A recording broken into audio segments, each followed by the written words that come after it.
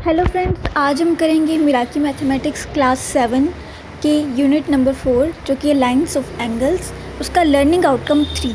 लेकिन इस वीडियो में हम उसके बेसिक्स और एग्जांपल्स करेंगे और इससे अगला जो वीडियो आएगा उसमें आप करेंगे उसकी एक्सरसाइज।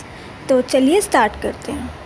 इससे पहले अगर आपने हमारे चैनल को अभी तक सब्सक्राइब नहीं किया है तो सब्सक्राइब कर लीजिए और बेल आइकन को भी प्रेस कर दीजिए।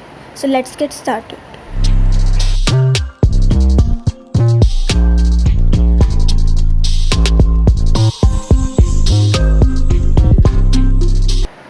बेसिक कंसेप्ट में सबसे पहले आता है ट्रांसवर्स का मतलब क्या होता है? कोई भी लाइन जो दो या दो से ज़्यादा लाइंस को कट करती हुई जाती है तो उसे हम बोलते हैं ट्रांसवर्स। और सबसे ज़्यादा जो हमारी यूटिलाइजेशन में आती है वो है ट्रांसवर्सल्स टू पैरेलल लाइंस, कि अगर कोई एक लाइन दो पैरेलल लाइंस को कट करती हुई जा रही है तो उसमें क्या क्या कंसेप्ट्स होंगे ये हमें देखने होते हैं।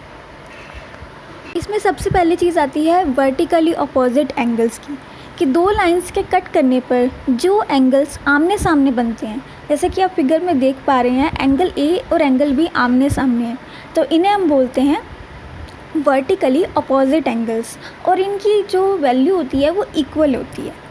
उसी तरह से एंगल सी और एंगल डी जो कि येलो कलर में आपको दिख रहे होंगे, ये वर्टिकली अपोजिट एंगल्स हैं ये भी, और इनकी वैल्यू भी इक्वल रहेगी।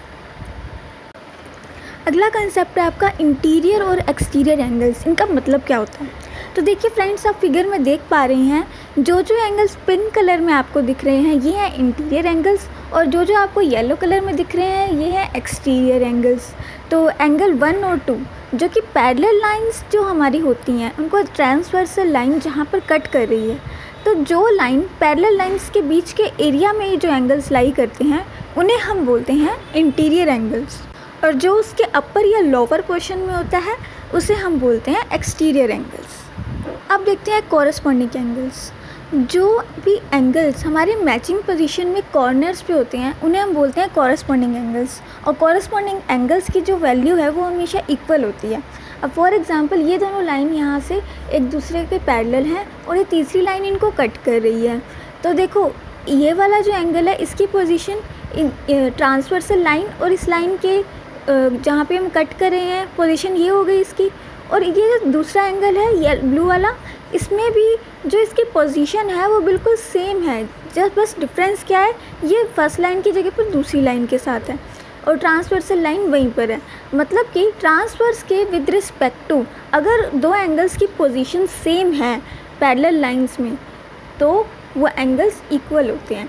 तो ये जो ब्लू वाले एंगल्स हैं ये सारे आपस में इक्वल हैं, और जो वाइट वाले एंगल्स हैं ये सब आपस में इक्वल हैं। इसके बाद आता है एडजेसेंट एंगल्स। ये सबसे इजी है, ये आपको पता भी होगा, आपने पहले यूज़ भी किया होगा। एक लाइन के ऊपर जो एंगल्स उसके ऊपर पूरा कंप्लीट 180 का एंगल बनाते हैं वो होते हैं एडजेसेंट एंगल्स, मतलब कि जो साथ लगते होते हैं।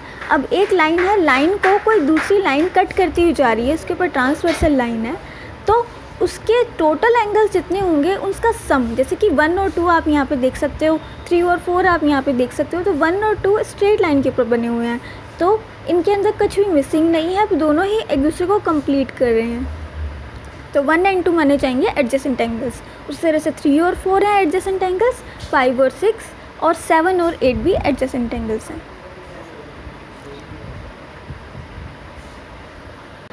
अगला कंसेप्ट आता है अल्टरनेट इंटीरियर एंगल्स का। अल्टरनेट का मतलब होता है कि एक कहीं है और दूसरा कहीं है, मतलब कि एक एंगल लेफ़्ट में है तो दूसरा राइट में होना चाहिए, अगर पहले वाला राइट में है तो दूसरा लेफ़्ट में होना चाहिए।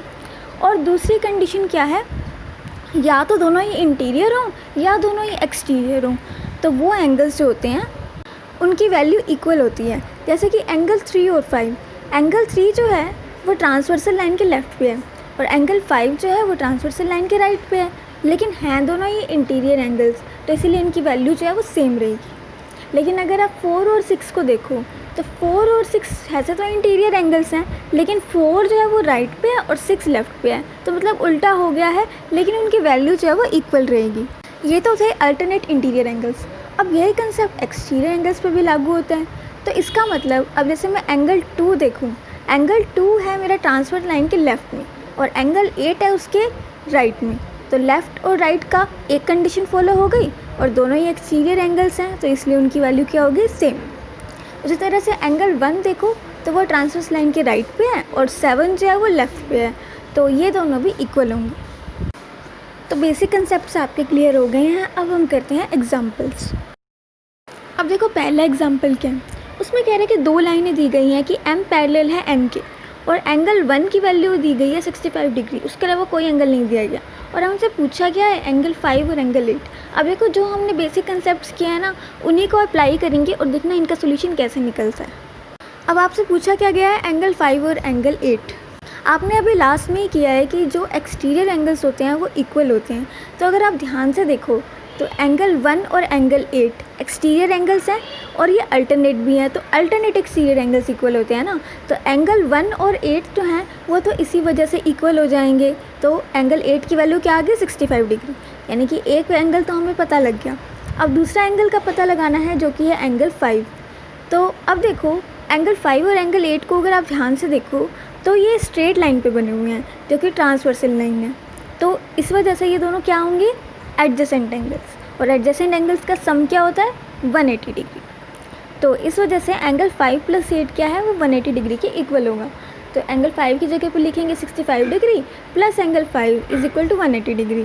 तो एंगल 5 की वैल्यू क्या आ गई, 180 - 65, यानी कि 115 डिग्री एंगल 5 की वैल्यू आ गई। तो पहला एग्जाम्पल हमारा सोल्व हो गया है। अब करते हैं एग्जाम्पल 2। इसमें है कि AB और CD जो है वो पैरेलल लाइन्स है और EH क्या है, उसकी ट्रांसवर्सल लाइन है।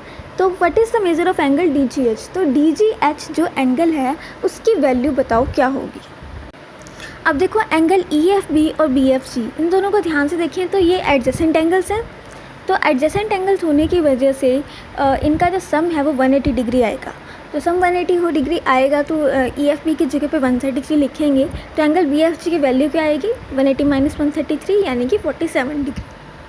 लेकिन हमसे जो एंगल पूछा गया है वो DGH है, लेकिन अगर आप देखो तो DGH और BFG कॉरस्पॉन्डिंग एंगल्स हैं, तो लाइन के एक साइड पर हैं और एक ही पोजीशन पर हैं, बस डिफरेंस क्या है कि वो इस वाली पैरेलल लाइन की जगह है और वो कौन से मतलब कि एक जो है वो CD के ऊपर बना हुआ है, दूसरा AB के ऊपर बना हुआ है और दोनों ही पैरेलल लाइन्स हैं, तो इस वजह से कॉरस्पॉन्डिंग एंगल्स होंगे ये। तो कॉरस्पॉन्डिंग एंगल्स इक्वल होते हैं, तो DGH की वैल्यू भी क्या हो जाएगी, BFG के इक्वल यानी कि 47 डिग्री। तो एग्जाम्पल्स आपके कंप्लीट हो गए हैं। अब नेक्स्ट वीडियो में करेंगे हम एक्सरसाइज।